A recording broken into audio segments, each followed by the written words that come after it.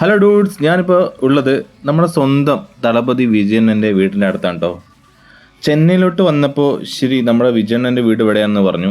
അപ്പോൾ ഒന്നും നോക്കിയില്ല, ജസ്റ്റ് ഒന്ന് പോയി കാണാമെന്ന് വിചാരിച്ചു. അപ്പോൾ ഇതാണ് കേട്ടോ നമ്മുടെ വിജയണ്ണൻ്റെ വീട്. വലിയൊരു ഗേറ്റാണ്, നമുക്കിവിടെ നോക്കി ഒന്നും കാണാൻ പറ്റില്ല. ഈ ഗേറ്റിൻ്റെ രണ്ട് സ്ഥലത്തായിട്ട് ഒന്ന് ഗണപതിൻ്റെ വിഗ്രഹവും അതുപോലെ തന്നെ ഒരു യേശുവിൻ്റെ ക്രിസ്ത്യൻ്റെ ആ ഒരു വിഗ്രഹം വെച്ചിട്ടുണ്ട്. ഒരു വമ്പൻ വീടാണ്, പക്ഷെ നമുക്കൊന്നും കാണാൻ പറ്റില്ല.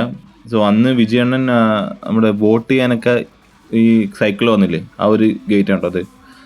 സോ കണ്ടപ്പോൾ വളരെ സന്തോഷം തോന്നി. നമ്മളെ ഏറ്റവും കൂടുതൽ ആരാധിക്കുന്നൊരു നമ്മുടെ അണ്ണൻ്റെ വീട് കാണാൻ പറ്റിയപ്പോൾ ഒരു ഭയങ്കര വൈബായിരുന്നു. അപ്പോൾ ജസ്റ്റ് വന്നു, ഒന്ന് കണ്ടു എന്ന് മാത്രമേ ഉള്ളൂ. വിജയണ്ണൻ അവിടെ ഉണ്ടോ അതോ വേറെ ഷൂട്ടിന് പോയോ ഒന്നുമേ അറിയില്ല. പക്ഷെ ഒരു ഫാൻ ബോയ് മൂമെൻറ്റ് എന്ന് പറഞ്ഞാൽ പറയാം.